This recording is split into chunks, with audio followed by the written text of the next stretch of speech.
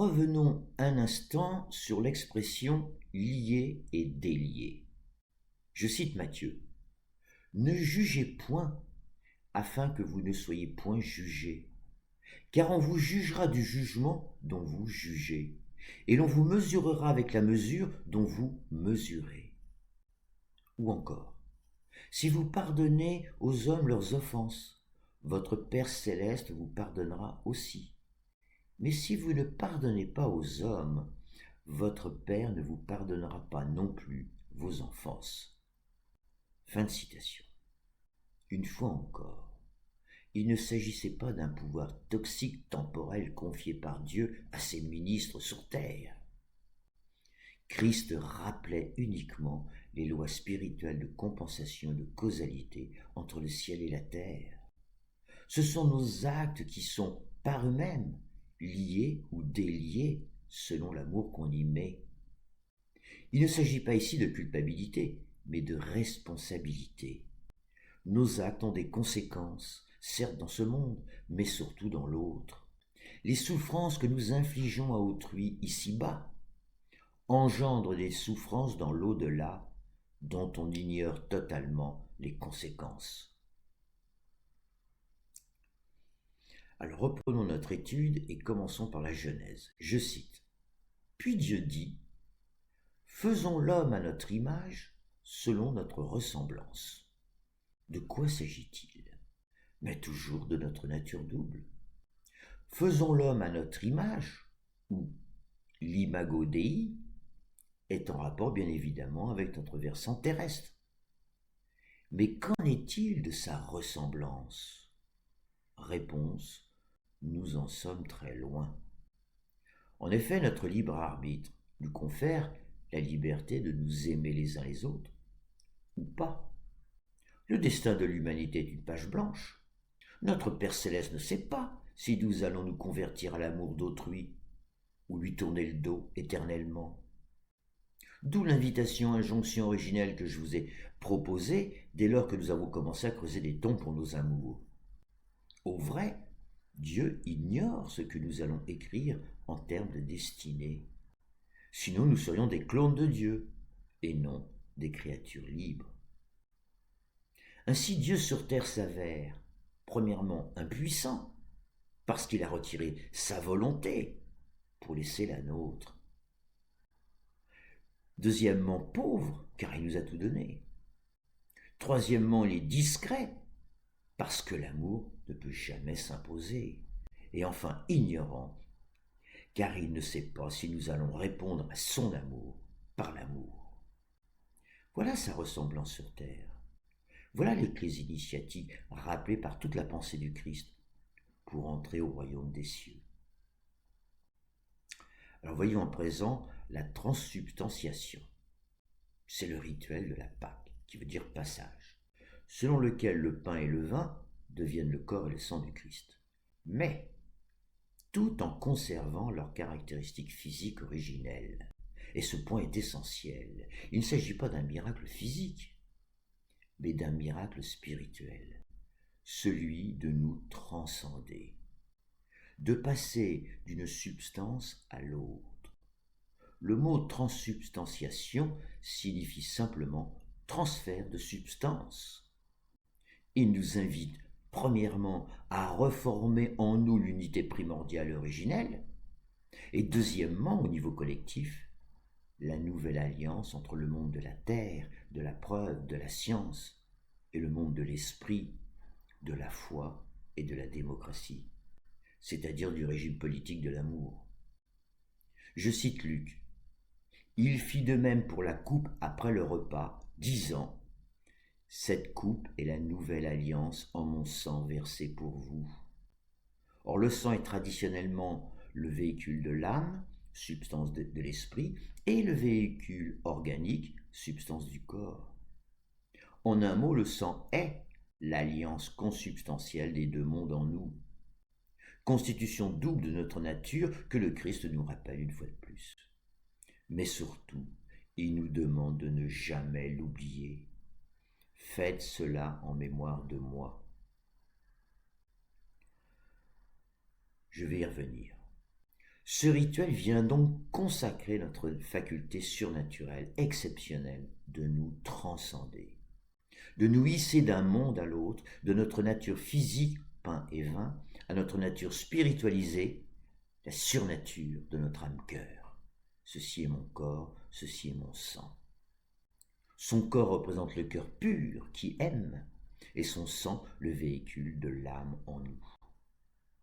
Nous sommes faits d'une âme-cœur, de chair et d'esprit, d'une biologie pensante et d'une pensée biologique porteuse d'éthique et d'esthétique. Contrairement à Paul, Christ n'a jamais condamné le corps, bien au contraire. Par le mystère de l'Eucharistie, il l'a sublimé et lui a restitué toute sa dignité. La vie sur terre est sacrée. Du reste, ces deux natures ne sont pas contradictoires, elles ne se neutralisent pas, elles ne se confondent pas. Elles forment ensemble un tout unique et exceptionnel. Je cite Gaël Giraud. Le concile de Chalcédoine affirma que Jésus-Christ réunit en une seule personne les deux natures humaines et divines. Et il précise, sans confusion, sans changement, sans division, sans séparation. Fin de citation. Voilà joliment dit ce que nous sommes. S'il y a un miracle, c'est celui du Verbe qui s'est fait chair. C'est celui de l'âme qui prend vie sur terre et qui fait de nous des êtres exceptionnels au sens le plus humble du terme, puisque nous n'y sommes pour rien dans ce miracle de la vie unique. Alors voyons à présent la crucifixion. Ultime sacrifice par amour et ultime leçon de sagesse. Christ se laissera crucifier volontairement, nous montrons en acte comment apprendre à crucifier ici-bas notre égoïsme pour s'ouvrir les portes du royaume des cieux. Dernière clé initiatique, sa dernière parole sera « Tout est accompli ». De nombreux prophètes sont venus enseigner sur terre. Mais ce qui caractérise de manière saisissante son mythe-histoire, c'est sa naissance à la fois naturelle et surnaturelle, et sa mort-résurrection tout aussi naturelle et surnaturelle. Par sa naissance, il nous montre la nôtre, nos origines à la fois terrestres et célestes, et par sa mort-résurrection, il nous indique le chemin du retour. Alors voyons ce que nous raconte ce chemin du retour. Nous nous sommes penchés au début de ce travail sur la pratique humaine ancestrale du rituel funéraire. Mais celui du Christ s'avère plus riche d'enseignements. 4 étapes le caractérisent. Christ est mort sur la croix. Il a été enseveli. Il est ressuscité et il est monté au ciel. Je cite à nouveau dans Actes. Après avoir dit cela, il fut élevé pendant qu'ils le regardaient, et une nuée le déroba à leurs yeux. Un mythe a pour premier objectif de raconter nos origines. Il s'agit habituellement des cosmogonies relatant la création du monde terrestre et par suite la nôtre. Que nous raconte le mythe-histoire de la mort du Christ? Toute la vie du Christ retrace ce que nous sommes en termes spirituels. Alors reprenons ces 4 étapes. Premièrement, il est mort sur la croix, ce qui signifie déjà que nous devons apprendre à crucifier nos égoïsmes, c'est-à-dire nous sacrifier pour autrui, ou encore passer du profane au sacré.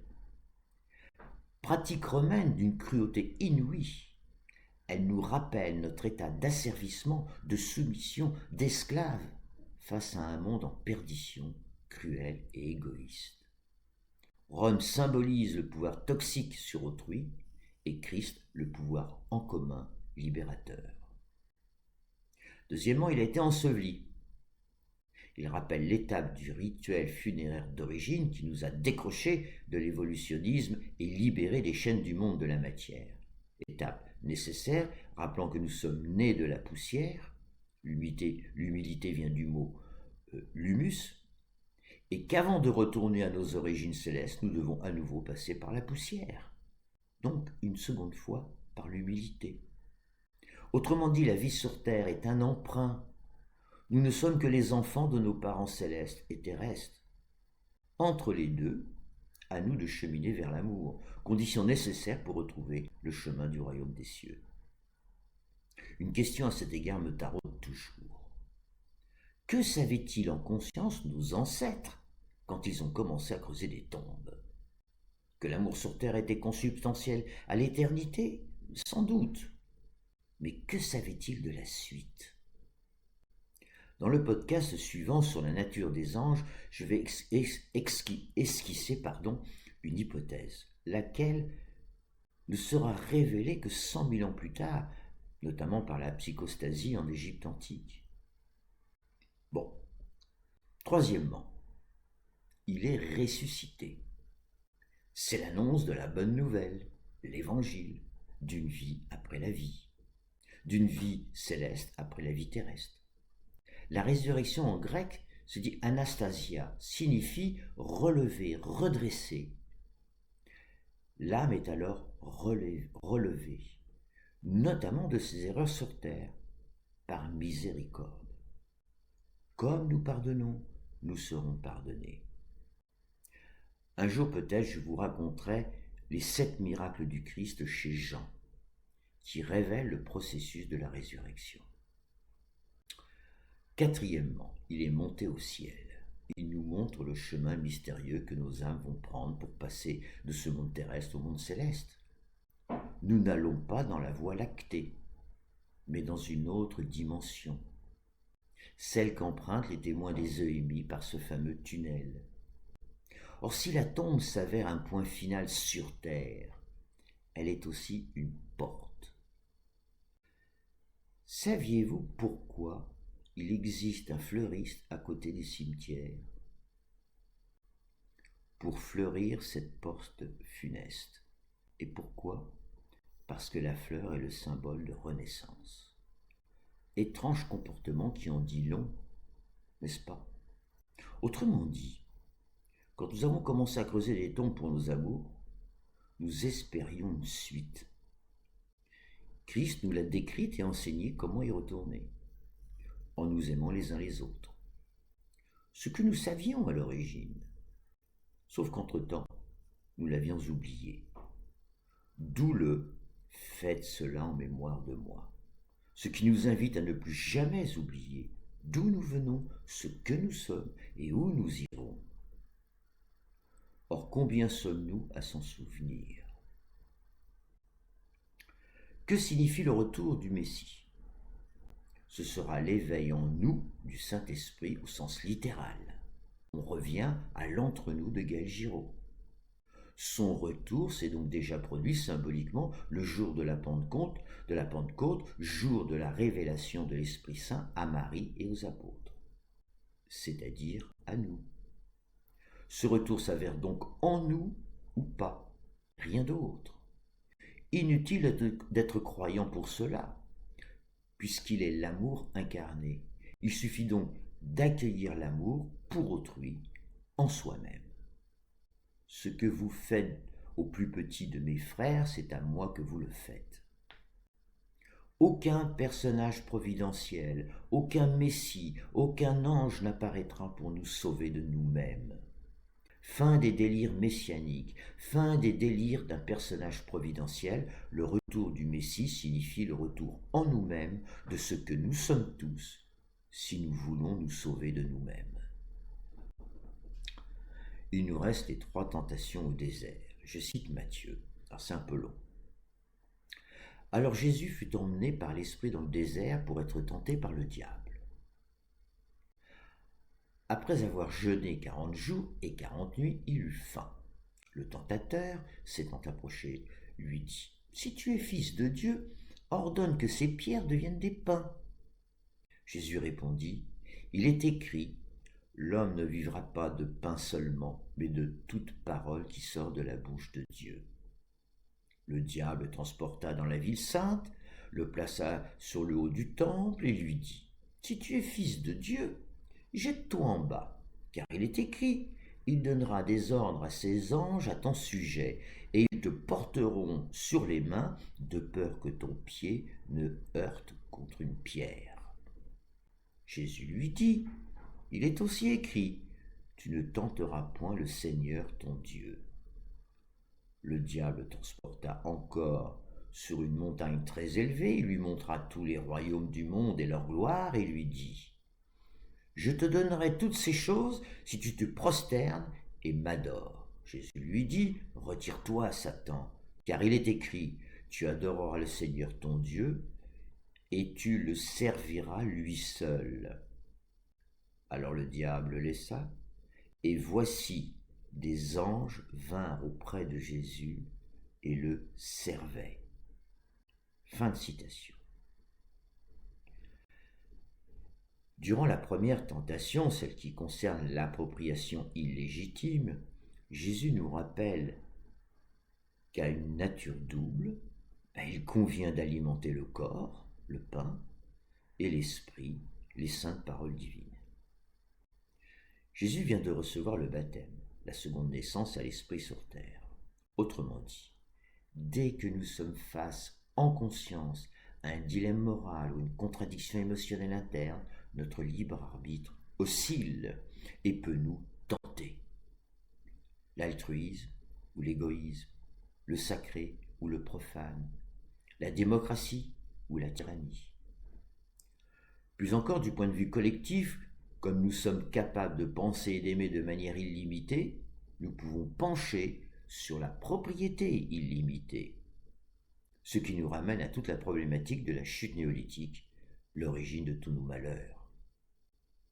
Évidemment, préférer aimer posséder que de nous aimer conduit à la dynamique du pouvoir, pour lequel nous avons vu que seul le pouvoir bienveillant et non violent est un pouvoir en commun.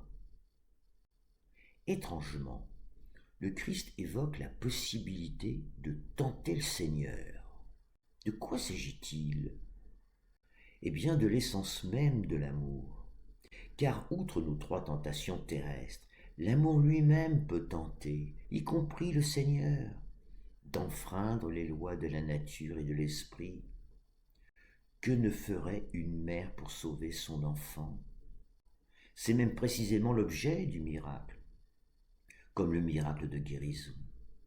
Ici, et cela n'engage que moi, Jésus nous rappelle qu'il est possible d'implorer un miracle, c'est-à-dire la transgression des lois de la matière, mais à une seule condition, par amour. Car seul l'amour en soi, pur de tout égoïsme, peut un miracle si, par l'amour divin, Dieu le veut aussi. Ce qui exclut tout miracle pour soi-même. En ce sens, le miracle est l'expression du pouvoir suprême en commun. Or, je dois bien reconnaître, quand nous, le peuple, regardons notre monde, ma proposition d'une démocratie directe spirituelle laïque tient aussi du miracle. Après les deux premières tentations, ayant partie liée l'une à la propriété illimitée et l'autre au pouvoir toxique, il restait celle qui en découle, le paraître. C'est la gloire illusoire de nos sociétés superficielles qu'entretiennent plus ou moins subtilement pour endormir la conscience des peuples. Ici, Christ nous rappelle la seule fonction spirituelle qui donne un véritable sens à la vie sur terre pour nous tous, servir. Au lieu de se servir, servir Dieu, servir l'amour, c'est servir son prochain. Nous avons étudié dans la voie de service dans le chapitre concernant le travail. Nous savons notamment que travailler revient avant tout à servir son pays, sa communauté, sa famille. Enfin et dernièrement, n'oublions pas l'amour des anges à notre égard. Le texte dit, « Et voici des anges vinrent auprès de Jésus, ils le servaient. » J'aimerais vous convaincre de ceci, c'est du moins mon témoignage. Tant que durant une petite partie de notre journée, même une infime partie, nous servons l'amour sur terre en acte, quelles que soient nos forces ou nos faiblesses, les anges sont présents et nous aident à surmonter nos faiblesses terrestres. La prière est une condition nécessaire mais pas suffisante, il faut des actes. La prière nous ouvre aux intuitions, à l'inspiration de l'Esprit Saint qui nous guide. Mais en dernier ressort, ce sont les actes d'amour concrets qui permettent aux anges de nous aider. Ce que vous faites au plus petit de mes frères, c'est à moi que vous le faites. Ou encore, aide-toi et le ciel t'aidera. Bref, il est grand de servir et insignifiant de se servir. En conclusion sur cette traversée du désert, il est dans notre nature d'être tenté par l'illusion des richesses offertes par la matière. Mais notre force d'âme, le courage donc, nous permet d'y résister. C'est du moins ce que nous montre Jésus au désert. Le lieu désertique n'est pas anodin non plus, puisqu'il représente le monde matériel dans son expression la plus rudimentaire. Autrement dit, se laisser tenter conduit au désert intérieur. Même la pauvreté est source de tentation, tout autant que la richesse, mais de manière différente. Et c'est pourquoi l'extrême pauvreté et l'extrême richesse devront disparaître de nos sociétés, car les tentations y sont humainement trop fortes, voire indécentes. Enfin, abordons le concept de démocratie. Commençons par Marc. Vous savez que ceux qu'on regarde comme les chefs des nations les tyrannisent, et que les gens les dominent. Il n'en est pas de même au milieu de vous. Mais quiconque veut être grand parmi vous, qu'il soit votre serviteur, toujours là à votre service. Et quiconque veut être premier parmi vous, c'est la flambée de l'ego, qu'il soit l'esclave de tous. Car le Fils de l'homme est venu non pour être servi, mais pour servir. Fin de citation. Donc, le vrai pouvoir, nous venons de le redire, c'est servir. En Matthieu 18, s'agissant directement là de la démocratie, je cite le Christ. Je vous l'ai déjà cité longuement. Je vous dis encore que si 2 d'entre vous s'accordent sur la terre, pouvoir en commun, pour demander une chose quelconque, le bien commun, elle leur sera accordée par mon Père qui est dans les cieux. Car là où 2 ou 3 sont assemblés en mon nom, je suis au milieu d'eux. Répétons-le inlassablement. Quand 2 ou 3 ou une multitude sont assemblés au nom des valeurs universelles de la démocratie, la sagesse du Saint-Esprit les inspire et révèle ainsi leur vérité vitale. Et encore une dernière fois, seulement s'il s'agit de notre destin. Sans le destin à la clé, le processus d'intuition collective ne fonctionne pas. C'est du moins ma conviction. Quoi qu'il en soit, la démocratie directe, spirituelle laïque, peut s'appuyer sur ce logement du Christ, fondement de l'amour universel, de la liberté, l'égalité, la fraternité et la transcendance innée. La liberté, puisqu'il faut au moins être 2 ou 3 pour accorder nos volontés. L'égalité, puisqu'il faut au moins être 2 ou 3 égaux en dignité pour s'aimer, se respecter et s'écouter. La fraternité, puisqu'il faut au moins être 2 ou 3 pour transformer nos égoïsmes anthropologiques en un altruisme ontologique, au nom de l'intérêt général.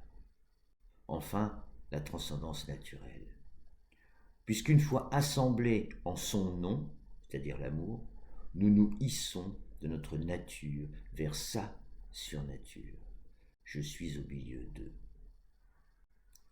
Ce logion fonde plus généralement le sens ou la destinée de l'humanité. Au commencement, il y eut un rêve. Ce rêve se nomme aujourd'hui démocratie et il est gravé au cœur des peuples depuis toujours. Ce qui fait de nous des êtres humains responsables et soucieux des autres vivants et de la planète. Voilà pourquoi cette proposition du Christ fonde la démocratie spirituelle, qui ne peut s'incarner que via un vote éclairé et massif de tous les citoyens, assemblés. C'est l'Ecclésia, au nom de l'intérêt général. Cet aphorisme synthétise notre dimension spirituelle et politique. Il révèle la seule méthode et le seul chemin à suivre pour vivre et travailler ensemble au sein d'un monde fraternel où la vie unique pourra enfin s'épanouir librement. En première conclusion, contrairement à Moïse, Jésus n'a jamais été un législateur. Il n'a pas non plus écrit de traités philosophiques, car les dimensions juridiques et philosophiques appartiennent à notre versant rationnel. Or le Galiléen s'exprime en paraboles, en préceptes moraux, les valeurs universelles, en actes bienveillants et en miracles, c'est-à-dire avec le langage du cœur. Quand il transgresse les rites juifs en guérissant les malades chroniques le jour du sabbat, il pourrait attendre le lendemain. Il ne s'oppose ni à la loi des hommes sur terre, le droit juridique et religieux, ni aux lois naturelles, la biologie, ni même à la loi divine ici-bas. Il nous montre simplement que les lois sur terre sont symétriquement inversées aux lois du monde de l'amour.